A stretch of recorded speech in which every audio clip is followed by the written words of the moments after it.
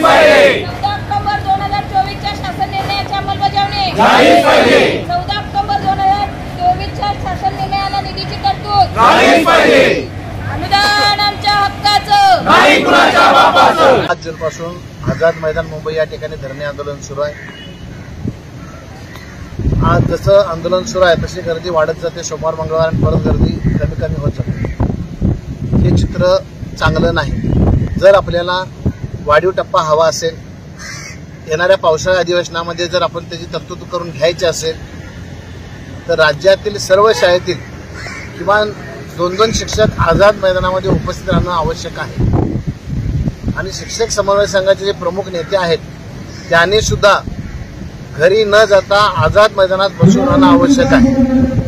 याचं कारण आपण जो वसा घेतलेला आहे तो वसा पूर्ण केल्याशिवाय राज्यातील सर्व शाळांना वाढीव टप्पा मिळणार नाही।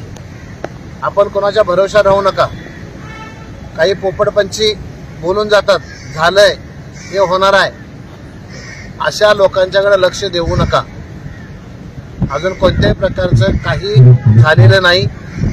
जोपर्यंत आझाद मैदानात जोर लागणार नाही तोपर्यंत मंत्रिमंडळात किंवा या पावसाळी अधिवेशनात आपल्या प्रश्नाचा विचार केला जाणार नाही।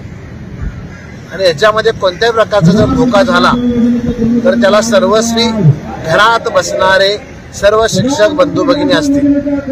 माझी कळकळीची विनंती आहे की सर्वांनी कोणतेही कारण न सांगता सोमवारी प्रत्येक शाळेतून किमान 2 व्यक्ती आझाद मैदानामध्ये पाठवून देण्यात यावे। धन्यवाद।